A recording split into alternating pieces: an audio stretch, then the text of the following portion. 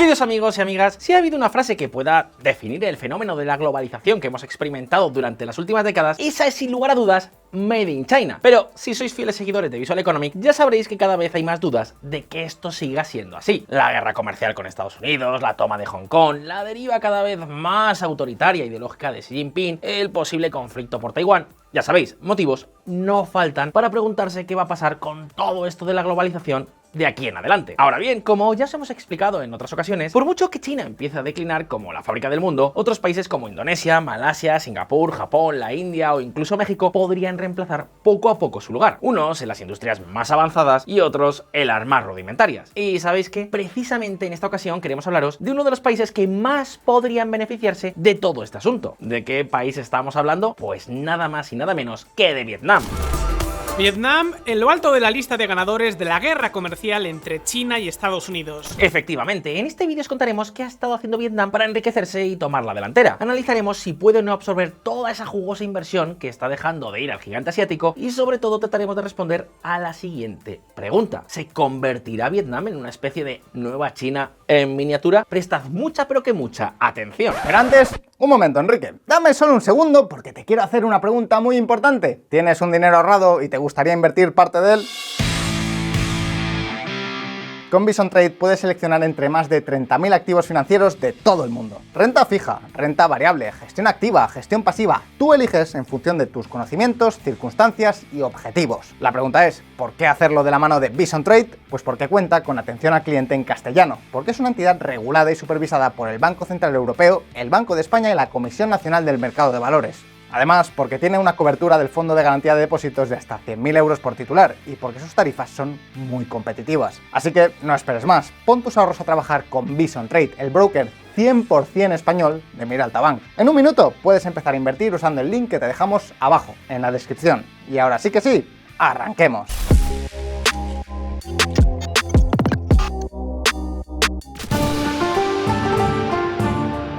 Para responder a si Vietnam podrá o no surfear la nueva ola de globalización que parece que se aproxima, primero tenemos que entender de dónde viene y hacia dónde va. Y es que veréis, a primera vista, la historia reciente de Vietnam resulta muy pero que muy similar a la de China. Sí, habéis oído bien. Ambos países han sido históricamente regímenes comunistas. Ambos han estado cerrados al comercio internacional de pies a cabeza y sobre todo, ambos han sido muy pero que muy pobres. Pero ¿sabéis qué es lo más curioso de todo? Pues que tanto China como Vietnam tomaron exactamente el mismo camino para abandonar la pobreza. ¿Habéis oído bien? Cuando sus dictadores comunistas murieron, Mao Zedong en el caso de China y Le Duan en el caso de Vietnam, los dos países emprendieron una serie de reformas con el objetivo de privatizar parte de la economía y abrir el país a la inversión extranjera. Y así es como, en el año 1986, empezó un movimiento que cambiaría la historia de Vietnam para siempre, el Doi Moi.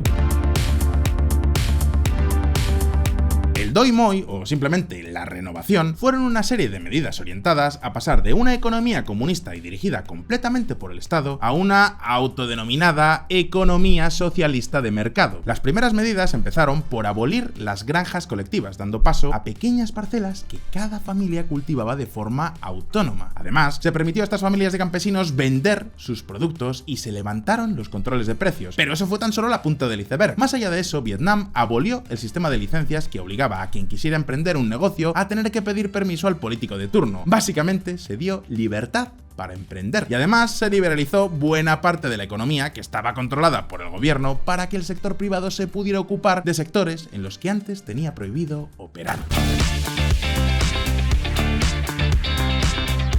El resultado de estas medidas se hizo notar al instante, y es que desde que empezó el Doi Moi, Vietnam creció más de un 360% con una tasa de crecimiento anual en torno al 7%, una tasa mucho mayor que la de la mayoría de países de a su alrededor. Tras esto, la industria empezó a despegar y a dejar atrás el poco productivo sector agrario, y esto fue muy importante, ya que de los 7 puntos de crecimiento anual medio, el mero hecho de sacar a la gente del campo y ponerles a trabajar en las fábricas explica 5. Poca broma. Sea como sea, quizás lo más importante del Doi Moi fue que, aparte de la revolución industrial que supuso para el país, este plan también sirvió para ampliar los tratados comerciales con el resto de países del mundo y engrosar aún más la economía con comercio exterior e inversión extranjera. Para que os hagáis una idea, en 1985 las exportaciones pesaban aproximadamente el 5% del PIB vietnamita. Pues bien, en 2010 esta cifra llegó al 90%. esta misma línea, la inversión extranjera respecto al PIB llegó a superar incluso a la mismísima China, y esto fue algo que se consiguió además gracias a las zonas económicas especiales, ya sabéis, pequeñas regiones del país con impuestos más bajos, menos regulaciones y en general un entorno diseñado para favorecer la entrada de capitales extranjeros y la exportación de productos domésticos al resto de países. Vamos, un caramelito para las empresas de fuera. Aunque sí, vale, ya sé lo que estaréis pensando muchos. Vamos a ver, Fonseca, ¿cuánta de esta inversión no son más que talleres con niños explotados que están cosiendo balones y camisetas? ¿Es realmente esto un modelo de progreso? Pues esperad un momento porque la cosa no es tan simple. El sector textil representa menos del 10% de toda la inversión extranjera en Vietnam, y de hecho, las principales exportaciones del país no son camisetas baratas, sino que son productos electrónicos y químicos, más o menos sencillos, pero ni mucho menos algo despreciable. Vamos, que a la luz de todos estos datos, Vietnam parece completamente preparada para recibir toneladas y toneladas de inversión extranjera. Ha demostrado que puede crecer y que ya no es un país solo de campesinos. Sus exportaciones están muy diversificadas y se centran en productos que, si bien no son de la calidad más alta del mundo, tampoco son de la peor. Sin embargo, como dice el dicho, no es oro todo lo que reluce, y las cosas nunca son tan sencillas. Y es que a todos estos datos hay que añadirle uno más. Y es que veréis, Vietnam sigue siendo un país tremendamente pobre, mucho más pobre que China. Hablamos de un país con un nivel de vida equivalente al de la India o al de México hace 50 años. Es cierto que su crecimiento reciente ha sido espectacular, de eso no hay duda, pero hay dos motivos que explican que todavía sigue siendo un país tan pobre. Por un lado, Vietnam empezaba desde muy abajo. En 1986 era la mitad de rico que China y hoy sigue siéndolo. Pero por otro lado, Vietnam empezó sus reformas 10 años más tarde que el gigante asiático, y en este sentido, el problema de Vietnam es que aunque haya crecido a buen ritmo, no ha tenido tanto tiempo, por lo que ahora la pregunta auténtica es: ¿acaso esto es relevante para especular si Vietnam será la nueva China?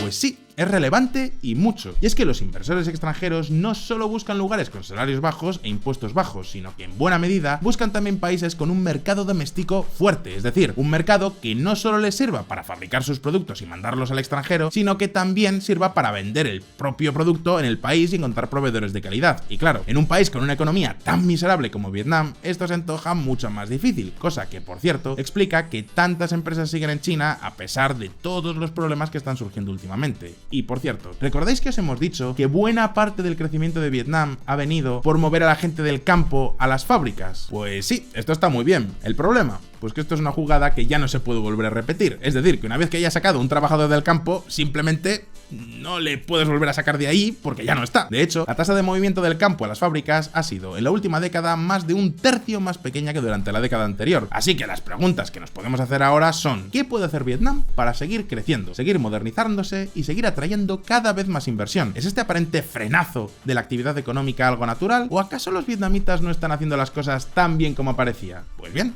ahora mismo lo vamos a ver. La ley del mínimo esfuerzo.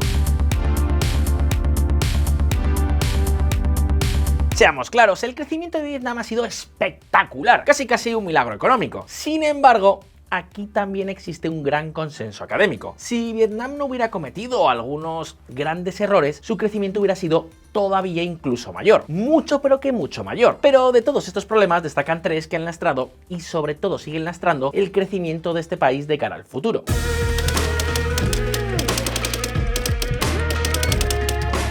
Si os pregunto qué ventajas tenía China cuando empezó a atraer inversión extranjera tras sus reformas, muchos me diréis que su enorme tamaño, sus bajos salarios o sus reducidos impuestos. Y todo eso es cierto, pero también tenía una ventaja de la que no se suele hablar tanto. Para ser un país tan pobre, China tenía una población razonablemente bien educada. Y claro, sin un buen número de ingenieros, físicos, químicos y otros profesionales cualificados, es muy pero que muy difícil operar una fábrica. Y no digamos ya innovar o mejorar la productividad. Misión imposible. Así pues, la pregunta es: ¿qué tal lo hace Vietnam en este aspecto? Pues aparentemente muy bien. ¿Esperabais otra respuesta? Pues no. Su índice de capital humano es el más alto de toda la región, más alto incluso que el de la propia China. Pero vale, no vayamos tan deprisa. Si Vietnam puntúa tan bien en este tipo de índices es porque su población es muy joven, está sana y ha recibido una buena educación secundaria. Pero hasta ahí. Echad un vistazo, por ejemplo, a este gráfico.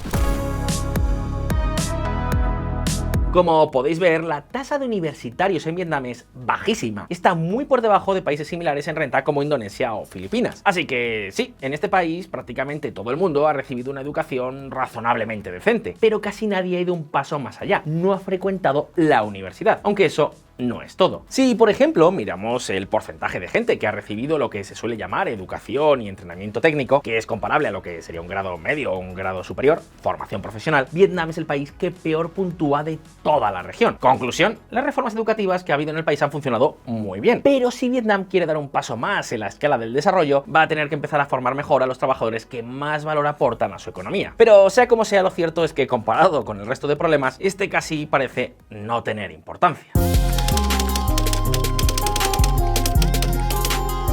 En Vietnam, el 98% de la población tiene acceso a electricidad. Esto es todo un logro que ha sido posible gracias a una gran inversión pública en infraestructuras como la red de transmisión eléctrica. Sin embargo, los apagones son mucho más frecuentes de lo que deberían y la red apenas podría soportar unos cuantos gigavatios más, lo cual no sería un gran problema si Vietnam no buscara atraer empresas muy intensivas en energía eléctrica. Pero es que es justo todo lo contrario. Además, resulta que las carreteras vietnamitas están hechas un auténtico desastre. En muchas de ellas es prácticamente imposible conducir y el país no cuenta con un sistema de navegación por ríos o de ferrocarriles que pueda compensar el terrible estado de su red nacional de carreteras. Con el caso del agua potable ocurre más de lo mismo. Vietnam tiene problemas muy serios para mantener la calidad de su agua, incluso en algunas de sus zonas económicas exclusivas. De locos. La cuestión es, ¿por qué tiene tantos problemas de infraestructura Vietnam? Pues el principal responsable no hay que buscarlo en la falta de inversión, sino en el mantenimiento.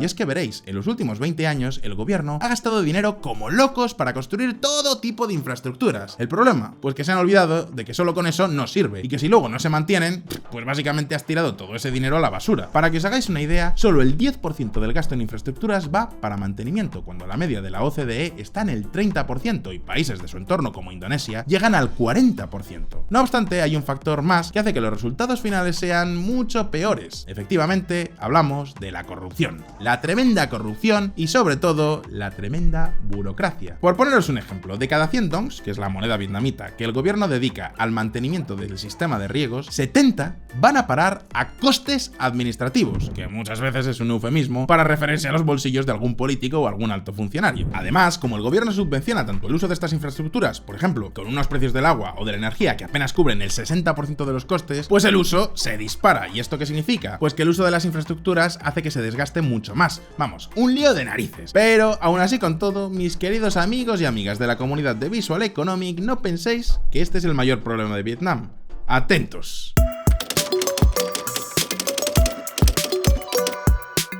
Quiero que os fijéis bien en esta gráfica. Como podéis ver, con el paso de los años, el peso del sector público en la industria vietnamita ha ido cayendo en picado, del 55% en los primeros años del Doi Moi hasta menos del 15% en la actualidad. Sin embargo, esto ha sido en buena medida por el aumento de la inversión extranjera y no tanto por el crecimiento de un sector privado fuerte dentro de sus propias fronteras. Y amigos, aunque no lo parezca, esta es una elección deliberada. Digamos que el gobierno no quiere que surja una nueva élite local empresarial que pueda hacerle la competencia, tal y como en cierto sentido está ocurriendo en China con empresas como Alibaba o Tencent. Pues bien, el caso es que las empresas públicas siguen siendo una parte fundamental de la economía vietnamita. Tienen un monopolio de facto sobre sectores clave como el financiero o el de las infraestructuras. Y al contrario de lo ocurrido en otros países como China o los de Europa del Este, en la transición a una economía de mercado, digamos que Vietnam no realizó grandes privatizaciones, ni totales ni parciales, sino que optó por darles algo más de autonomía a las empresas públicas y, digamos, fusionar a las que fueran fallando con otras que estuvieran más sanas. De esta forma, aunque el número de empresas públicas ha caído en picado, de 12.000 antes del Doi Moi a algo más de 3.000 actualmente, lo cierto es que su peso en el PIB apenas bajó del 37% en 1990 al 36% en el año 2000. Y hoy por hoy las cosas no son muy diferentes. Y sí, ya sé lo que estaréis pensando, pero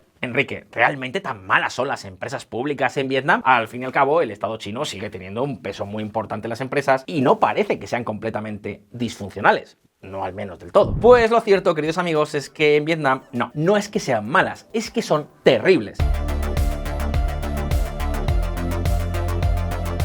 Por ejemplo, según un estudio que analizó cómo afectó la entrada a la Organización Mundial del Comercio, tanto a las empresas privadas como a las públicas, estas últimas tenían 3 veces menos probabilidades de cerrar si estaban en una mala situación financiera. Es decir, que por muy mal que vayan, las empresas públicas siempre terminan siendo rescatadas por el Estado. Además, mientras que las empresas privadas mejoraron muchísimo su productividad, en las públicas no se encontró ningún cambio, y aún así sus ingresos pues siguieron como antes. Por supuesto, muchos empresarios vietnamitas se quejan de que el campo de juego pues no está nivelado. Por ejemplo, las empresas públicas tienen muchísima más preferencia a la hora de recibir créditos de la banca, que también es mayoritariamente pública, y también reciben otros beneficios como concesiones de tierra gratis o un acceso muy preferente a los contratos públicos. Pero seamos más concretos, tratemos de ver cómo de grande es la diferencia entre la productividad pública y privada. Pues bien, una forma de ver esto es preguntarse cuánto dinero tiene que invertir una empresa para conseguir $1 adicional. Cuanto menor sea este número, más eficiente será esa empresa. Esto es lo que se conoce como el ratio de eficiencia del capital. Pues bien, para las empresas privadas vietnamitas este ratio es de 0,47. En cambio, para las empresas públicas es de 1,62. Y ojo, estamos hablando de empresas públicas del mismo sector y en las mismas condiciones. Aquí no hay ni trampa ni cartón. Esto quiere decir que para conseguir los mismos resultados, el sector público vietnamita tiene que invertir más de 3 veces la misma cantidad de dinero que el sector privado. Una salvajada.